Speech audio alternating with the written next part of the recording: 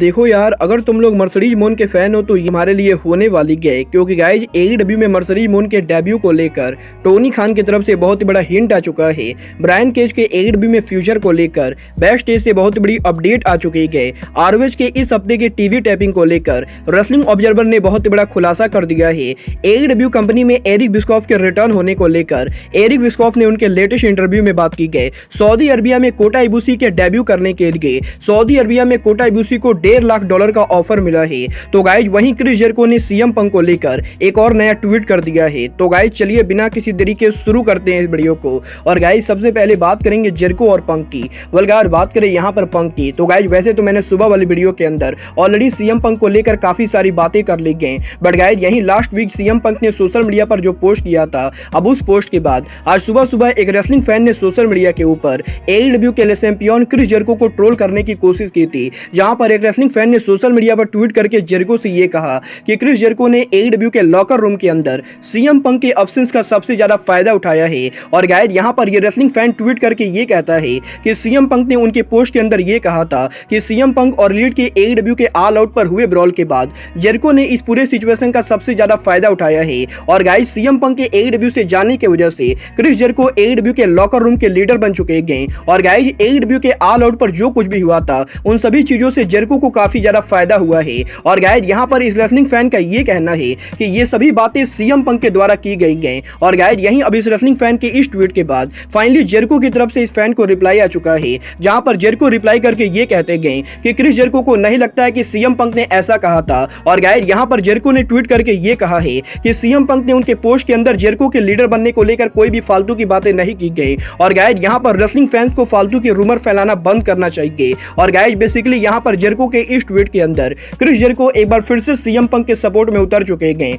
Well guys यहां पर जिस तरीके की जेरिको की हरकतें गई मुझे तो काफी सारी चीजें अजीब लग रही गई, क्योंकि गाइस यहां पर लगातार रेसलिंग रिपोर्टर्स का ये कहना है कि क्रिस जेरिको एईडब्ल्यू के लॉकर रूम के अंदर सीएम पंक को कैंसर कॉल आउट करते गए। और गाइस लगातार इस चीज को लेकर रिपोर्टिंग चलती गई कि जेरिको वो आदमी है जो सीएम पंक को लॉकर रूम में आने से रोकने देना चाहते गए। और गाइस दूसरी तरफ जेरिको सोशल मीडिया पर आके कभी सीएम पंक के साथ काम करने को लेकर ट्वीट करते गए, तो गाइस कभी जेरिको सोशल मीडिया पर सीएम पंक को सपोर्ट करते गए। वेल गाइस यहां पर रियलिटी में जेरिको एईडब्ल्यू के बैक स्टेज पर क्या कर रहे गए ये मेरे लिए प्रेडिक्ट करना बहुत ही ज्यादा मुश्किल है। बट गाइस जहां तक बात रही एईडब्ल्यू और आरओएच रेसलिंग की, तो गाइस यहीं अब आरओएच के अगले एपिसोड के लेकर रेसलिंग ऑब्जर्वर की तरफ से इस हफ्ते बहुत बड़ी अपडेट आ चुकी है। वेल गाइस अगर आप लोग आरओएच के टेलीविजन शो को देख रहे हो तो गाइस आप लोग को मालूम होगा कि आरओएच रेसलिंग ने उनके रिटर्न करने के बाद अब तक करीबन 4 एपिसोड को ब्रॉडकास्ट कर दिया है। बट गाइस यहां पर इन चारों एपिसोड को आरओएच रेसलिंग ने आज से करीबन 1 महीने पहले यूनिवर्सल स्टूडियो के अंदर टेप किया था। और गाइस यहां पर आरओएच के टीवी टैपिंग को लेकर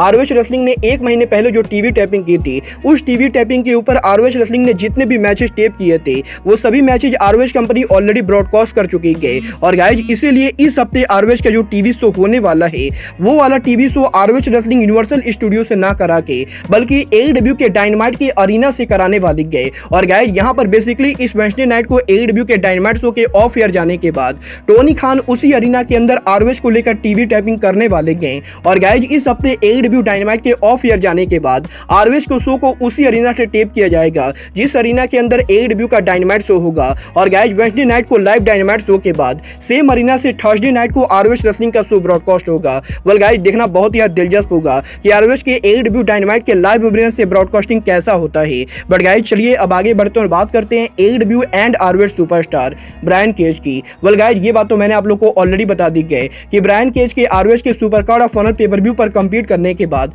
Brian Cage possibly AEW company को लीव करने वाले हैं, क्योंकि गाइस अब तक टोनी खान की तरफ से ब्रायन केज को नया कॉन्ट्रैक्ट ऑफर नहीं मिला है। और गाइस इस चीज के भी हाई चांसेस हैं कि ब्रायन केज बहुत ही जल्द डब्ल्यूडब्ल्यूई पर उनका डेब्यू करेंगे। बट गाइस यहीं अब ब्रायन केज की कंपनी के लीव करने के इन्हीं सभी रूमर्स के अंदर अब इस हफ्ते रेसलिंग ऑब्जर्वर डेव मेल्जर की तरफ से ब्रायन केज के फ्यूचर को लेकर बहुत बड़ी अपडेट आ रही है, जहां पर इस हफ्ते रेसलिंग ऑब्जर्वर का यह दावा करना है कि एईडब्ल्यू के बैक स्टेज के ऊपर ब्रायन केज को लेकर एईडब्ल्यू कंपनी कोई स्टोरी बना रही है। और गाइस एईडब्ल्यू कंपनी के अंदर ब्रायन केज को लेकर एईडब्ल्यू के मैनेजमेंट की तरफ से ऑलरेडी क्रिएटिव प्लान बन रहे हैं। और गाइस यहां पर अगर एईडब्ल्यू कंपनी ब्रायन केज को लेकर इन फ्यूचर क्रिएटिव प्लानिंग कर रही है तो गाइस इसका मतलब ये तो बिल्कुल ही क्लियर है कि टोनी खान ब्रायन केज को रिसाइन करने वाले हैं। वेल गाइस जब ये तो आने वाले टाइम बताएगा कि टोनी खान ब्रायन केज को रिसाइन करके एईडब्ल्यू के टेलीविजन पर वापस लाते हैं या फिर ब्रायन केज AEW को लीव करके AEW के राइवल WWE के टेलीविजन पर डेब्यू करते गए। बट गाइज जहां तक बात रही AEW और WWE की,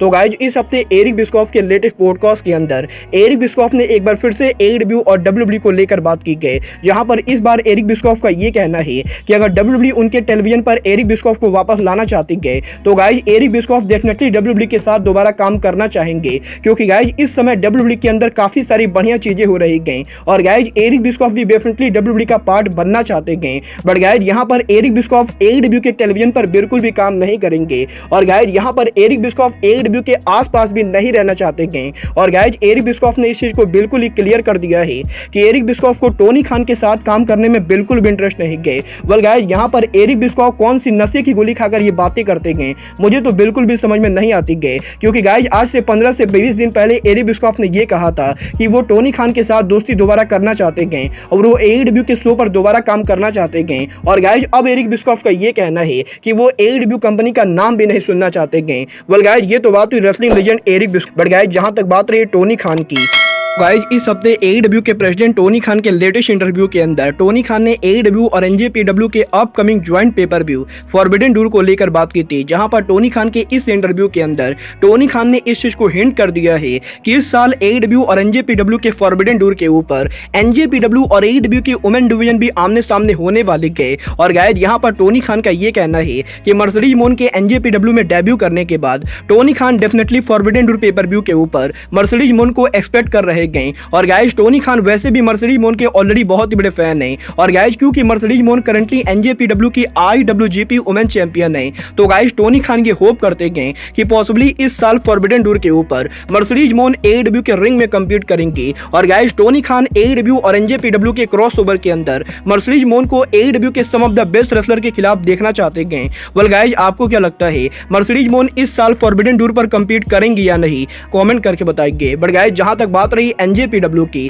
तो गाइज यहीं अभी हफ्ते NJPW के फॉर्मर सुपरस्टार कोटा इबुशी के रेसलिंग रिटर्न को लेकर बहुत बड़ी अपडेट आ रही है। वेल गाइज अगर आप लोग कोटा इबुशी को फॉलो नहीं करते हो तो गाइज मैं आपको बता दूं, कोटा इबुशी के NJPW को लीव करने के बाद फाइनली करीबन 1.5 सालों के बाद कोटा इबुशी रेसलिंग पर उनका रिटर्न करने वाले हैं और गाइज यहां पर कोटा इबुशी 30 मार्च को रेसलिंग पर उनका ऑफिशियल रिटर्न करेंगे, जहां पर वो GCW पर उनके डेब्यू मैच के अंदर ब्लड स्पोर्ट पर कम्पीट करेंगे। बट गाइज यहीं अब कोटा इबुशी के रेसलिंग में फ्यूचर को लेकर इस हफ्ते इबुशी ने बहुत बड़ा खुलासा कर दिया है, जहां पर कोटा इबुशी ने इस चीज को कंफर्म किया है कि रिसेंटली कोटा इबुशी को सऊदी अरबिया में काम करने का चांस मिला था और गाइज यहां पर सऊदी अरबिया की तरफ से एक बड़ी रेसलिंग ऑर्गेनाइजेशन ने कोटा इबुशी को सऊदी अरबिया में आने का मौका दिया था और गाइज सऊदी अरबिया में कोटा इबुशी को काम करने के लिए एक मैच के करीबन $1.5 लाख मिल रहे थे, जो कि WWE के सम ऑफ द टॉप रेसलर्स के सैलरी के बराबर है और गाइज यहां पर इबुशी ने इस चीज को कंफर्म किया है कि सऊदी अरबिया में रेसलिंग इंडस्ट्री की कोई बड़ी कंपनी कोटा इबुशी को मेन इवेंट लेवल पर कम्पीट कराना चाहती थी